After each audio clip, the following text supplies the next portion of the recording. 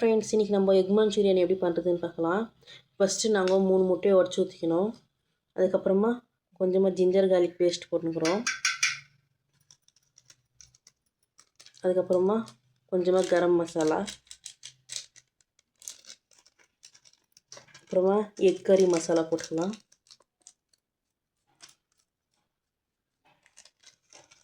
அதுக்கப்புறமா கொஞ்சமாக மிளகாய் தூள் போட்டுக்கலாம்.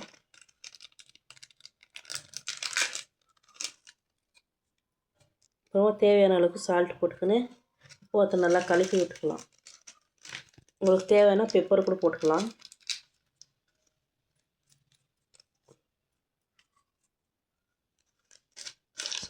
இப்போ நல்லா மிக்ஸ் பண்ணிக்கலாம்.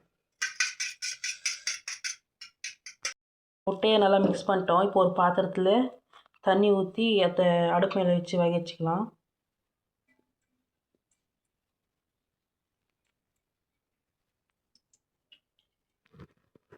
பாருங்க, ஆன் பண்ணி அடுப்பு மேலே வச்சுக்கலாம். வச்சுட்டு ஒரு பிளேட் போட்டு மூடி வச்சிடலாம்.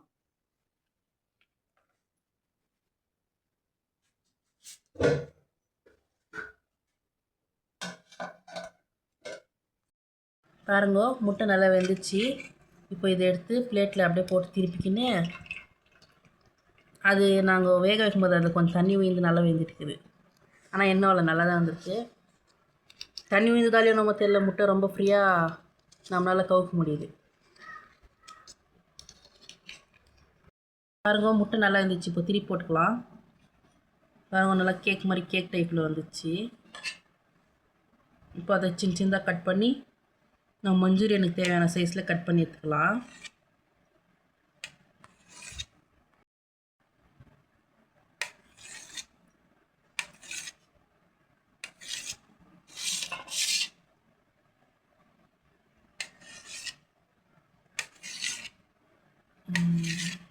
அவ்வளோதான். இப்போ நம்ம மஞ்சூரியனுக்கு தேவையான மசாலாவை ப்ரிப்பேர் பண்ணி அதில் போட்டு கலந்துக்கலாம்.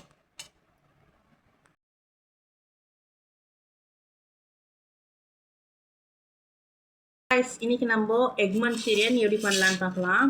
ஃபஸ்ட்டு நம்ம எக்கை இந்த மாதிரி நல்லா வேக வச்சு நல்லா க்யூபாக கட் பண்ணி வச்சுக்கலாம். நல்லா பாக்ஸ் ஷேப்பில் கட் பண்ணிட்டு இப்போது கொஞ்சமாக அதுக்கு கார்ன்ஃப்ளவர் மாவு சேர்த்துக்கலாம்.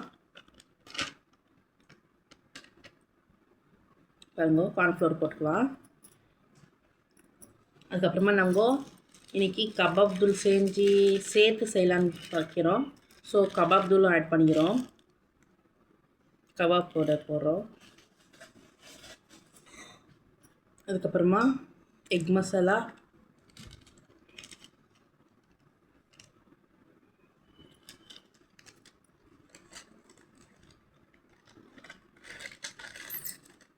அதுக்கப்புறமா மிளகாத்தூள் சேர்த்துக்கலாம். அதுக்கப்புறமா ஜிஞ்சர் கார்லிக் பேஸ்ட் சேர்த்துக்கலாம்.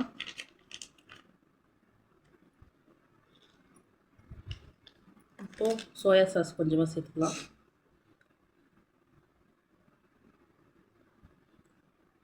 எக்லேயே சால்ட் இருக்கும், ஸோ பார்த்து சேர்த்துக்கணும்.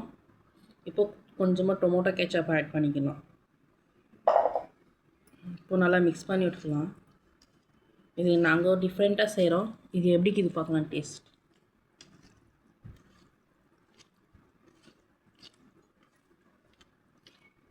நல்லா மிக்ஸ் பண்ணியாச்சு.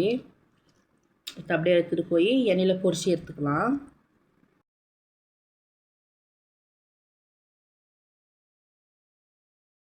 நம்ம எண்ணெய் நல்லா காய வச்சுக்கணும். எக் கோபிக்கு தேவையான எக்ஸ் எல்லாம் மிக்ஸ் பண்ணி வச்சுக்கணும் இல்லையா, அது எண்ணெயில் போட்டு கொஞ்சம் கொஞ்சமாக பொரிச்சு எடுத்துக்கலாம்.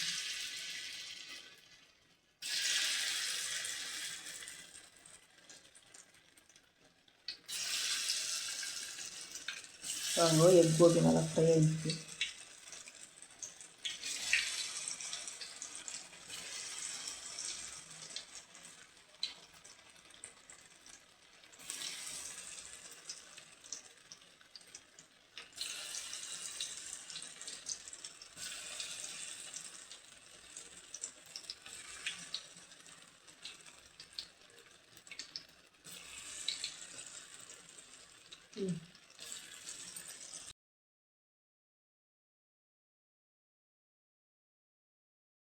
கைஸ், முட்டை மஞ்சூரியன் ரெடி ஆயிடுச்சு. இப்போது நம்ம அதை எடுத்து வச்சுக்கலாம். முட்டையை தான் ஃப்ரை பண்ணியிருக்கோம். இதுக்கப்புறமா மஞ்சூரியன் ரெடி பண்ணலாம்.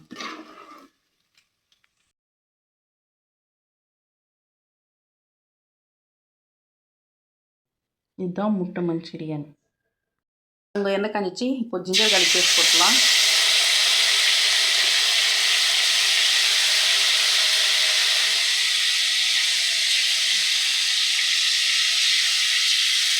அதுக்கப்புறமா வெங்காயம் போட்டுக்கலாம்.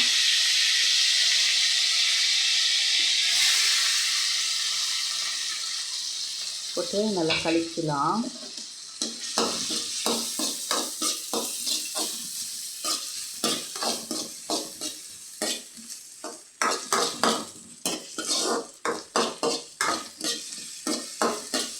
அடுத்து சோயா சாஸ் சேர்த்துக்கலாம்.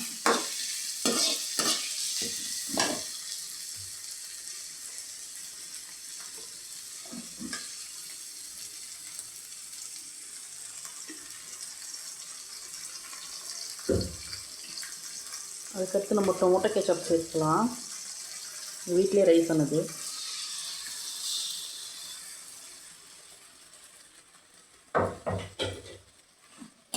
இப்போ நல்லா மிக்ஸ் பண்ணி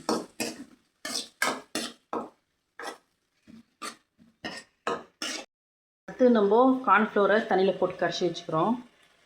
சாஸ் கண்டென்சி வரதுக்காக அதையும் நம்ம இது கூட சேர்த்து ஆட் பண்ணிக்கலாம்.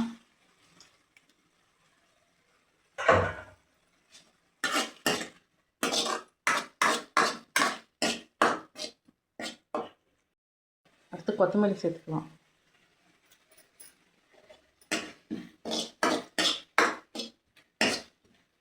இப்போது அடுத்து முட்டை மஞ்சூரியன் போட்டுக்கலாம்.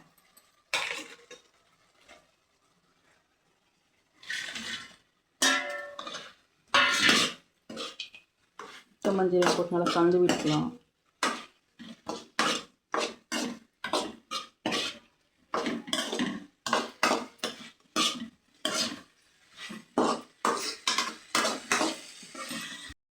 நாங்கள் உப்பே மறந்துட்டோம், அதனால் இப்போ சேர்த்துக்கிறோம். நீங்கள் சாஸ்லேயே சேர்த்துக்கணும்.